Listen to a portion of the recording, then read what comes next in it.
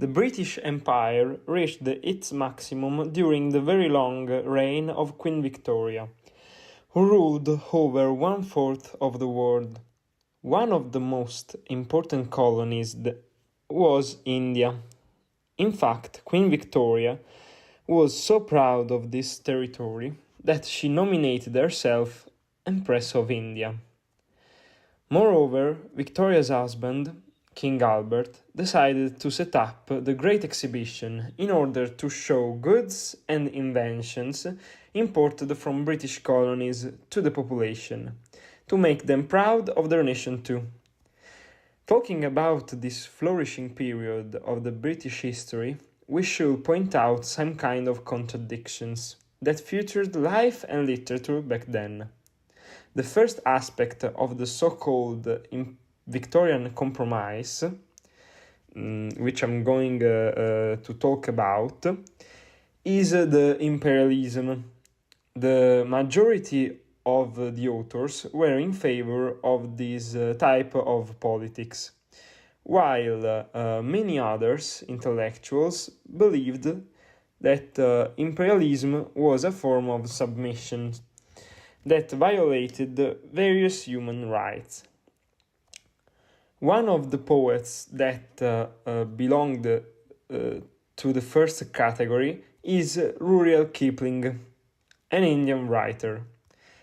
His parents built an art school in India in order to preserve Indian culture, an uncommon but good mission. In fact, following his parents' example, Kipling wrote a 7 stanzas poem called The White Man's Burden, in which he says that every man should take up the white man's burden, and so traveling to the British colonies, abandoning their family to help inferior people who lives there. In this poem, Kipling describes this not as an arrogant privilege, but as a duty and also a dangerous mission for the white man. He says, in fact, that people there are half children and half demons, as naive as a child, but also as terrible as a demon, especially for their tradition of cannibalism and their aggressiveness. Kipling also warned the white men that the people in the British colonies misunderstand the white man's intentions, and they end up hating on who is trying to save them, just as it happened to Mosè, who did not receive the respect he deserved from Jews. In a nutshell, Kipling says that the act of colonialism is more similar to being a sweeper than a king. Another author that talks about colonialism is Joseph Conrad, a writer born in the Polish Ukraine, that, after visiting the Congo, decided to write Art of Darkness, in which he expressed his opinions about colonialism.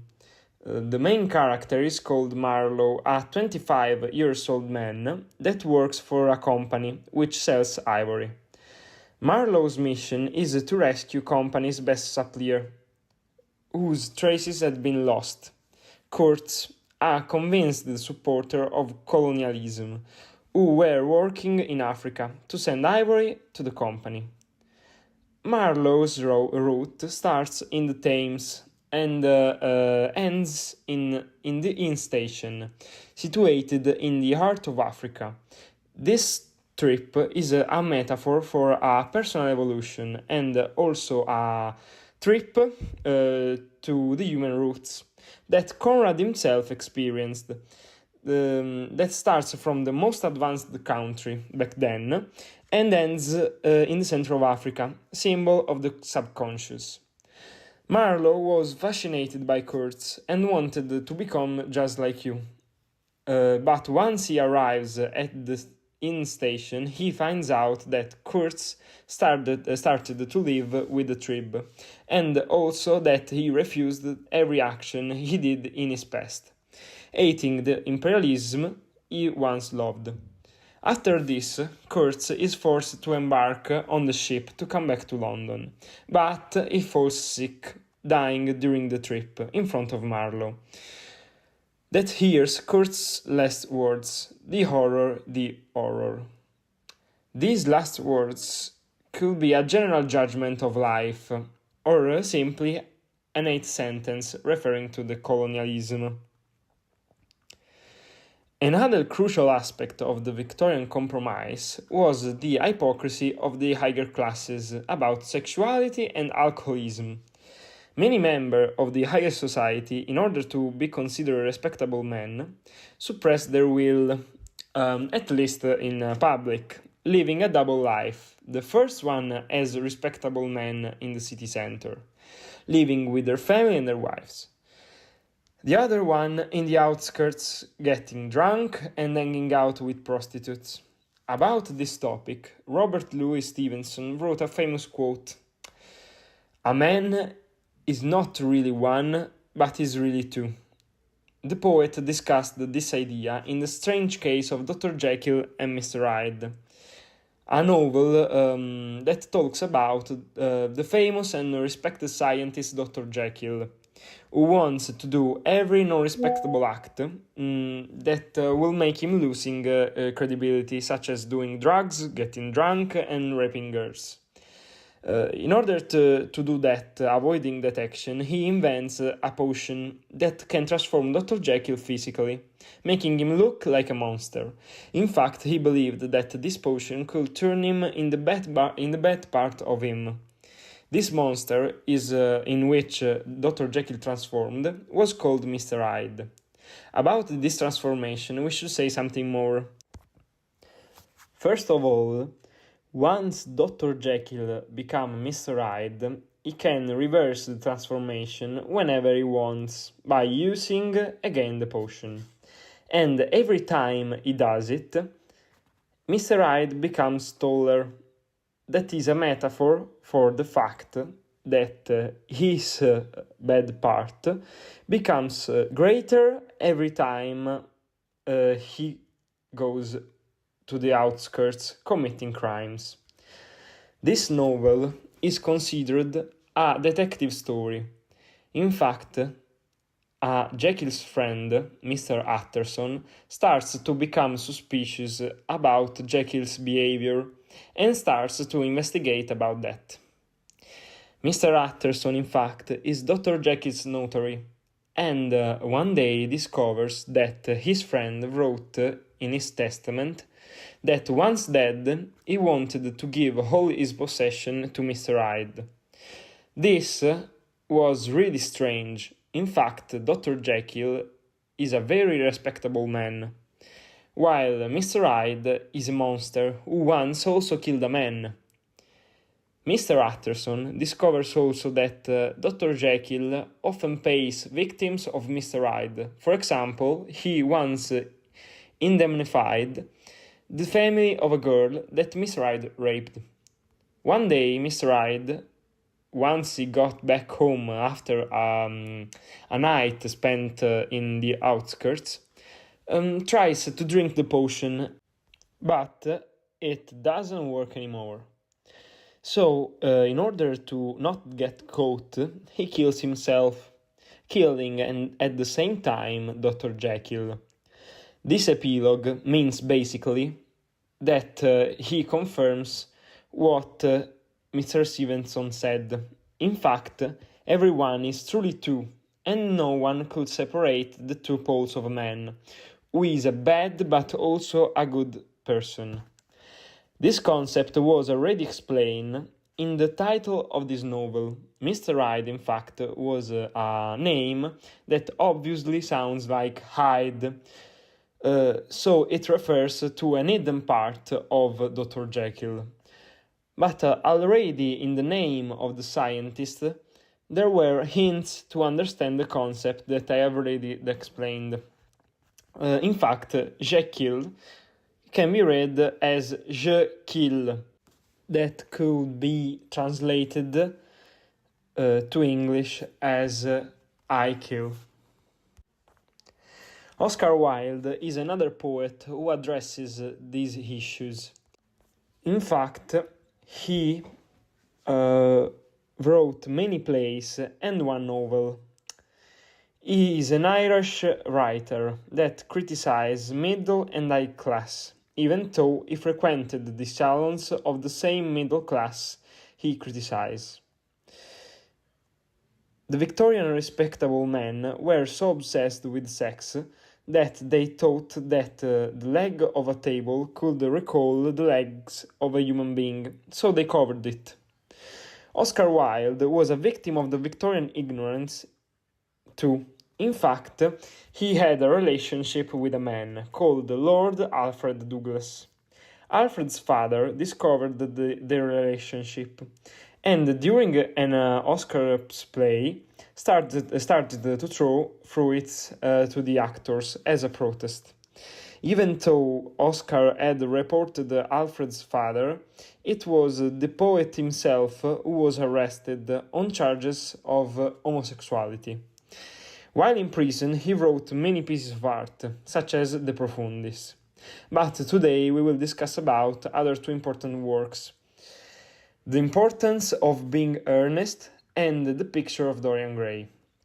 The Importance of Being Earnest is a theatrical comedy that talks about typical Victorian man who shows off his lovely and respectable side when he's in his city, but secretly has a double life in London, with a girl who is convinced that his true name is Ernest and that he does not have a wife. The title of this play has intentionally a double meaning. In fact, in English, earnest is the pronunciation of two different words. One is a proper name, the other one means loyal, serious, honest. Basil Hallward is what I think I am. Lord Henry, what the world thinks me.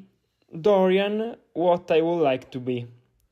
This aphorism talks about three characters that belongs to The Picture of Dorian Gray, the only novel ever written by Oscar Wilde in 1890.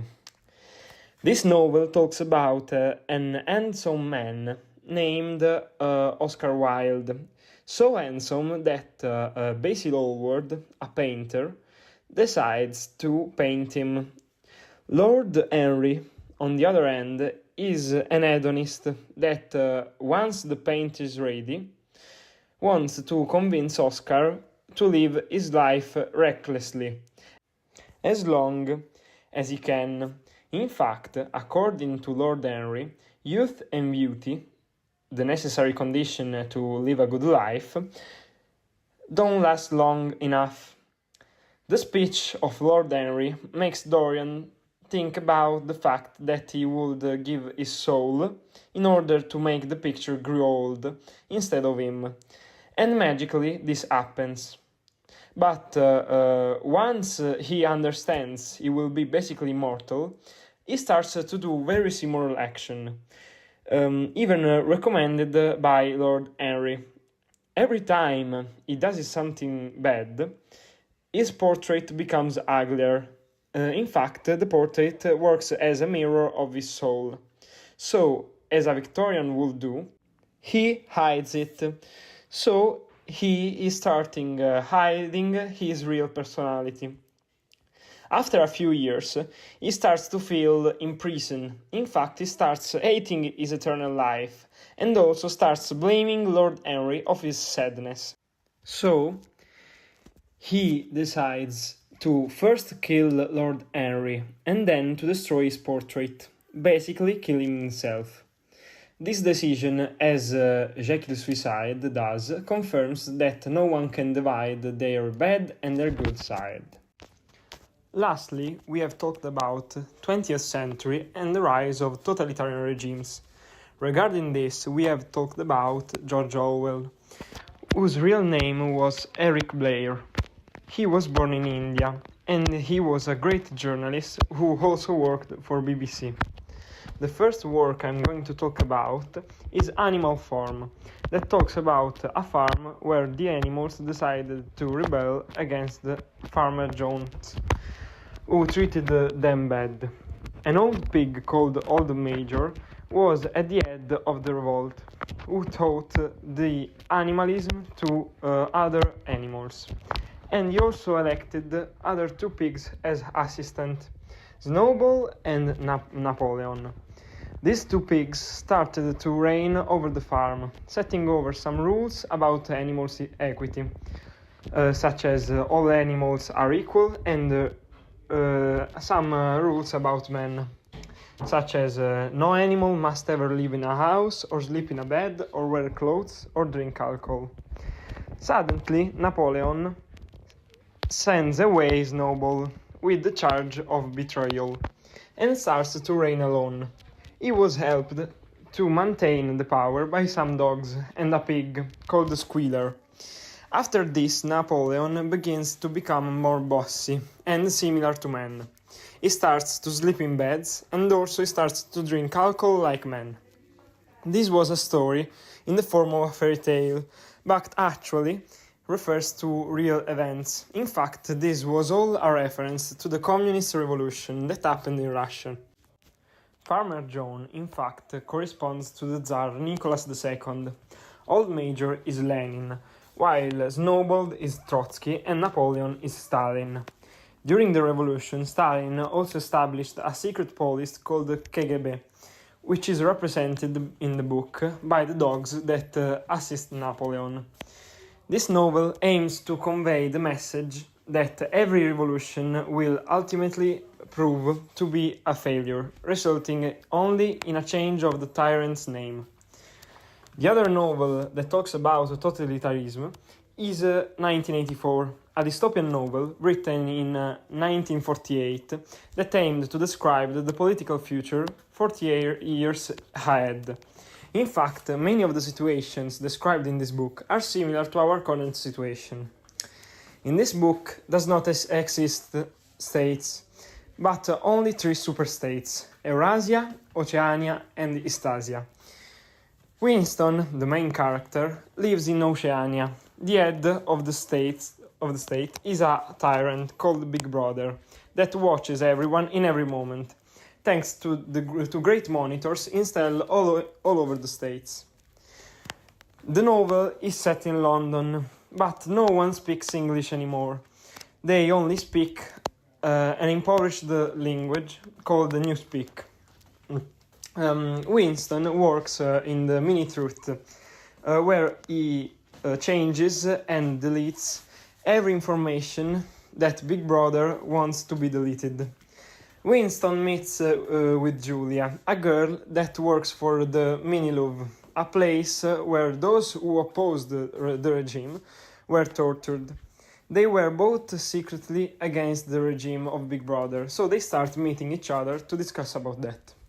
They start falling in love with each other, but this kind of bond between people were forbidden in that regime.